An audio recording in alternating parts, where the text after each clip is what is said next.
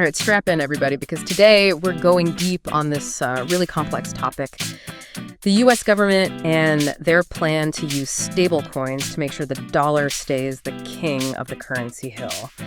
We've got news articles, we've got policy statements, and even some opinions from folks in the know. So let's just jump right in. Yeah, you know, it's wild to watch how the old school financial world is trying to keep up with this whole crypto explosion.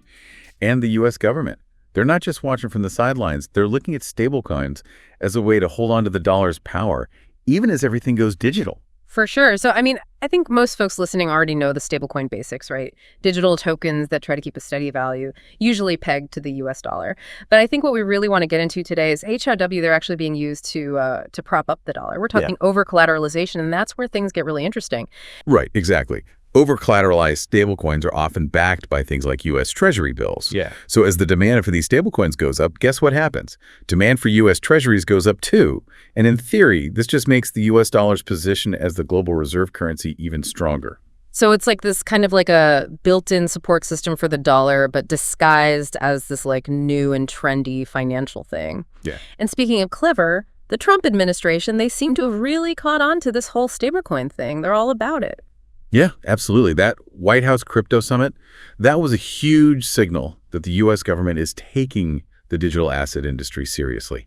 Yeah. I mean, even Treasury Secretary Scott Bessent just came right out and said they want to use stablecoins to keep the dollar in charge. And don't forget Trump's push for regulations on stablecoins, right? He wants a bill on his desk, like yesterday. This isn't just about, reacting to stablecoins. It's about shaping the whole landscape to benefit, well, the U.S. Yeah, there's actually a bill in Congress right now called the Stable Act of 2025 that's all about creating a framework specifically for those dollar-pegged stablecoins. Okay, so on the surface, it seems like a win-win, right? Stablecoins, they get the clear regulations they need, and the U.S., well, they get this powerful new tool to use on the global stage. But here's where I start to get a little skeptical, Is this really going to work in the long run? I think that's the million-dollar question, right? Because the world of finance, it's changing faster than ever. Other countries are building their own central bank digital currencies. I mean, look at China. They're making huge moves with their digital yuan. So to just rely on stablecoins to keep the dollar on top, I think that could be pretty short-sighted. Yeah, it's like the U.S. is playing checkers and China's over there playing 4D chess. And speaking of different players, let's talk about the rest of the world. They're not just going to watch the dollar tighten its grip, are they? Oh, definitely not. I think we're already seeing some pushback. Some countries are worried that the U.S. is going to overreach, basically picking winners and losers in the crypto market. Yeah, that's a valid concern. By putting so much emphasis on stablecoins that are tied to the dollar, are we missing out on other innovations that could help everyone, maybe even the U.S. itself? That's a debate that's just getting started, and it's something we all need to pay close attention to, because I think the real question here is, who gets to control the future of finance? Okay, so we've got the U.S. going all in on stablecoins, other countries starting to push back, and this tension between centralized control and the whole decentralized spirit of crypto. So where does this leave us? Well, I think we should shift gears a bit now and talk about another move the Trump administration made, one that's caused a lot of controversy. Oh. The creation of a strategic Bitcoin reserve. Oh, yeah, that one definitely ruffled some feathers. Yeah. Trump's executive order calls for a strategic Bitcoin reserve and a digital asset stockpile funded by assets that have been seized in, criminal investigations and stuff. Okay, so can you break that down for us? What's the difference between a reserve and a stockpile? And why are people so upset about this? There was some confusion at first because people were using the terms interchangeably. But it seems like the reserve will be Bitcoin that's taken in criminal cases, while the stockpile is going to hold other digital assets that are seized. The important thing is the government won't be actively buying crypto for the stockpile. So no taxpayer-funded altcoin shopping sprees. Got it. But people were still unhappy. Right. Trump said that the stockpile could have altcoins like ADA, XRP, and SOL, and that's what caused the controversy. Some of the big names in crypto said that including those altcoins kind of defeats the purpose of the reserve, and that it would be better to just focus on Bitcoin. So we've got this internal fight within the crypto community happening on this global stage, and the U.S. government's caught right in the middle. Exactly. And this whole tension between government involvement and that kind of decentralized, hands-off idea of crypto, that's only going to get more intense as digital currencies become more and more mainstream. Speaking of tension, I think we have to talk about this Operation Choke Point 2.0 thing. Now, this is where things get a little murky, so just bear with me. Critics are saying that the Biden administration is basically pushing banks to close accounts that are linked to crypto businesses. Right. It's like they're trying to stop the crypto industry from growing by making it hard for them to get access to normal banking services. Right. Things like loans, processing payments, all the stuff they need to function. So it's not like an outright ban, but more like they're slowly squeezing them, making it harder and more expensive to work within the traditional financial system. Yeah, exactly. And Trump, well, he's been very vocal against this. He's saying he's the one who'll defend crypto, the one who'll stand up to this, this supposed weaponization of the government. He's even calling for an investigation into this whole Operation Choke Point 2.0 thing. It's a pretty smart political move, really. He's tapping into that whole anti-establishment feeling that's so big in the crypto world. Yeah, it fits right into that us versus them story, the innovative disruptors against the old guard powers that be.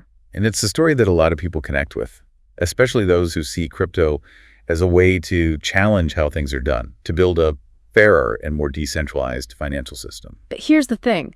Even if Operation Choke Point 2.0 is real, even if they are trying to stop crypto from growing, it brings up a bigger question. You try it. Why? What are they trying to achieve? Is it just about protecting the financial system as it is now? I think it's a lot more complicated than that. I think some policymakers are actually scared of how much crypto could change things. They see it as a threat to their control over money, over regulations, over their power, really. It's like they're trying to cram a square peg into a round hole, trying to make this decentralized, borderless technology fit into their world of centralized control. Exactly. And that's just not going to work. Crypto's fundamentally different. It challenges everything the traditional financial system is built on.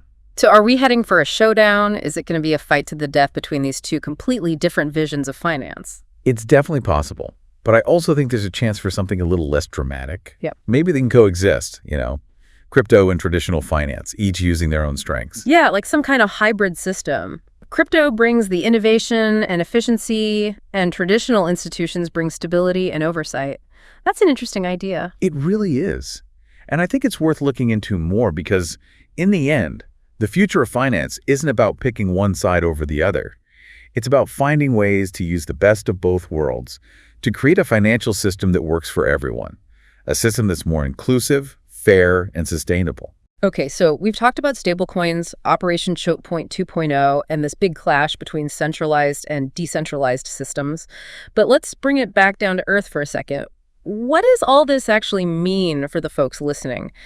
How does this global financial chess match affect their lives? That's the question, isn't it? And I think we need to dig into that more in the next part of our deep dive. You got it. Stay tuned, folks. We're just getting started. So we've laid out kind of the big picture, right? This whole global financial chess match.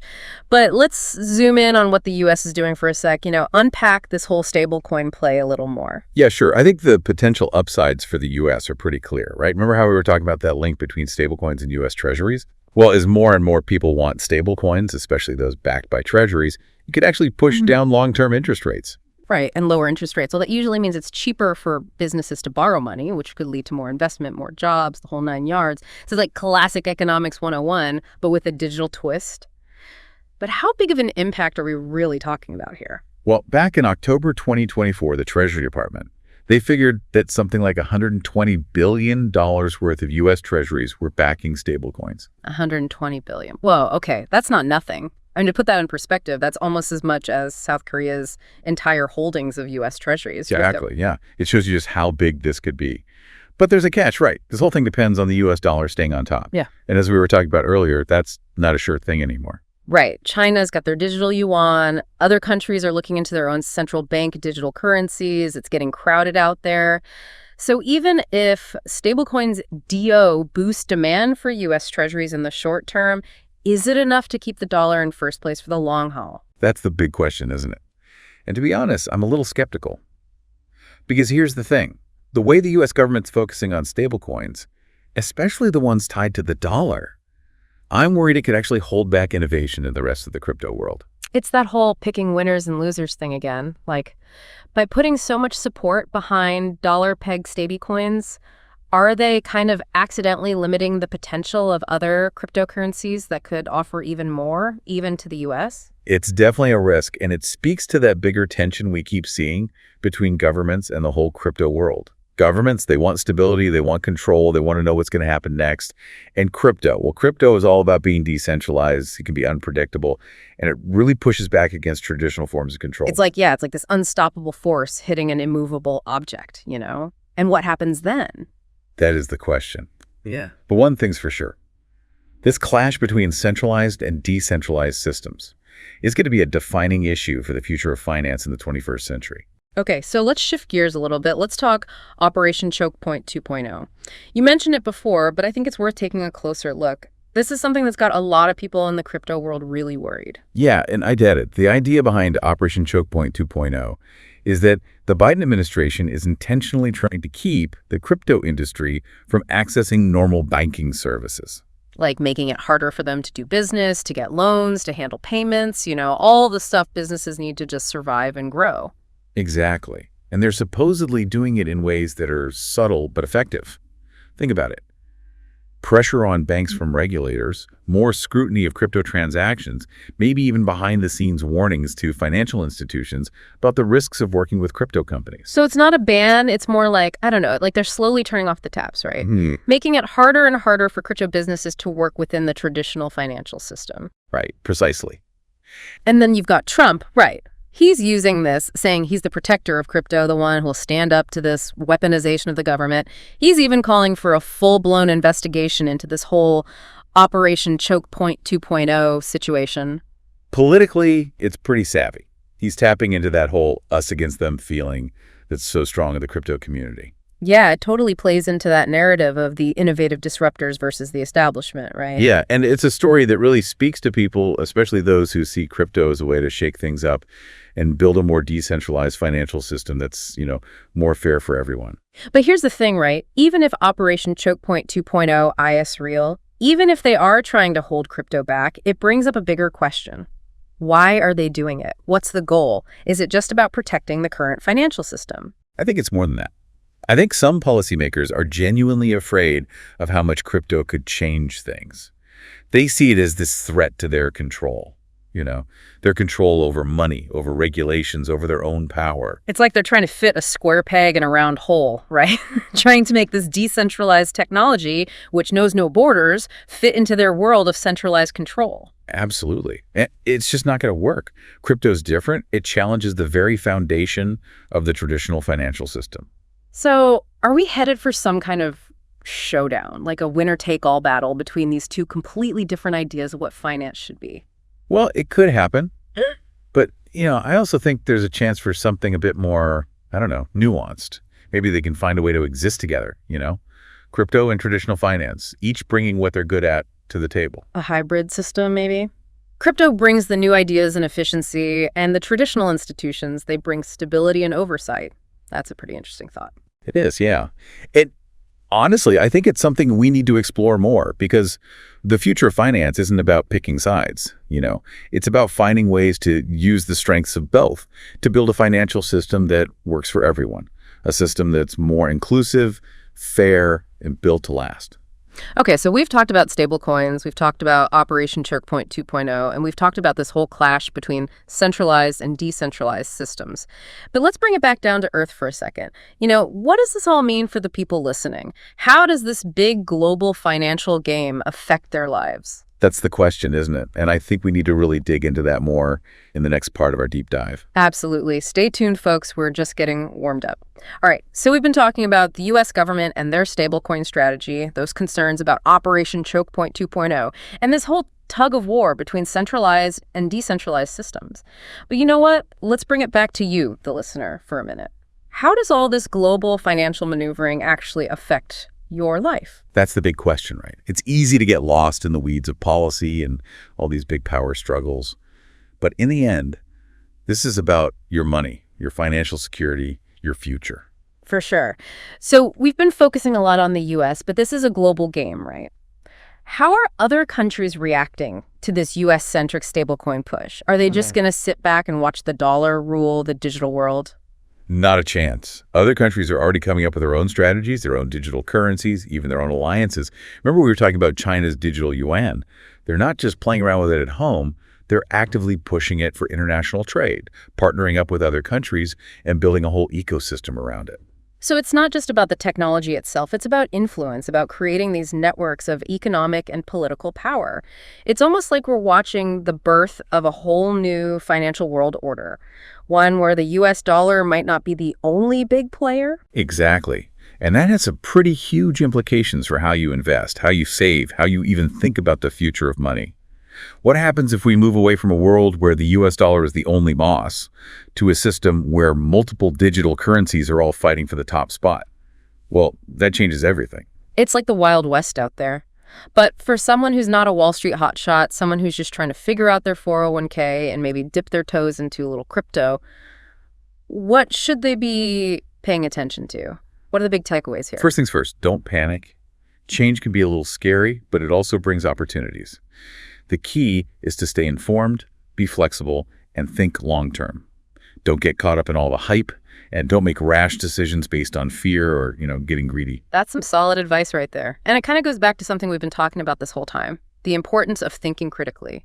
Do your own research, question what you hear, and try to see things from different perspectives.